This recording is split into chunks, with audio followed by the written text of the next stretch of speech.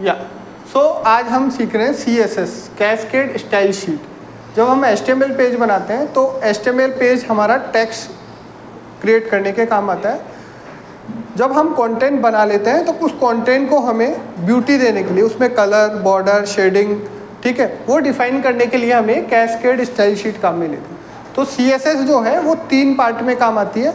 हमारे टैग्स और जो सेलेक्टर्स होते हैं उनमें हम काम में ले सकते हैं। जो भी हमारा टैग होगा उसके अंदर इनलाइन जो फर्स्ट एलिमेंट होता है हमारा इन टैग, उसके अंदर हम स्टाइल लिखेंगे। फिर यहाँ पे हम प्रॉपर्टी बताएंगे और फिर उस प्रॉपर्टी की वैल्यू बताएंगे। प्रॉपर्टी और वैल्यू में हम कॉलन के थ्रू उसको डिफरेंशिएट करेंगे।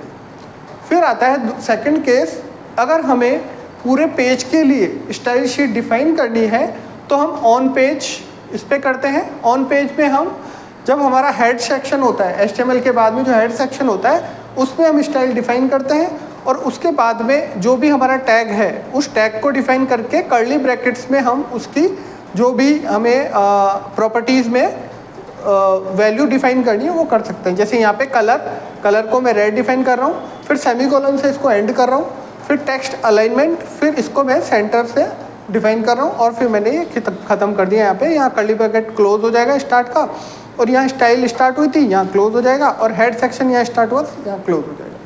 फिर आता है कि अगर मुझे पूरी वेबसाइट के लिए ही सेम कलर रखना है, सेम टेक्स्ट टाइप रखना है, अलग अलग टेक्स्ट के लिए डिफाइन करना है, तो उसके लिए मैं अलग से एक फ़ाइल बनाता हूँ जिसको एक्सटर्नल फाइल बोलते हैं, और उस फाइल का नाम हम रखते हैं जनरली style.css या styles.css। उस फाइल के अंदर हम जितने भी टैग होते हैं उनके लिए CSS डिफाइन कर देते हैं। जैसे कि यहाँ मैंने स्टार टैग लिया है, ये बता रहा है कि जितने भी मेरे टेक्स्ट होंगे, टेक्स्ट अलाइनमेंट सबका कैसा रहेगा, सेंटर रहेगा और कलर ब्लू रहेगा। इसी तरह से आप इस तरह से भी डिफाइन कर सकते हैं अलग अलग टैग को भी, और यहाँ पे क्लास के फॉर्म में या एट्रीब्यूट हैशटैग के फॉर्म में भी आप डिफाइन कर सकते हैं। तो that's all for CSS। Thank you.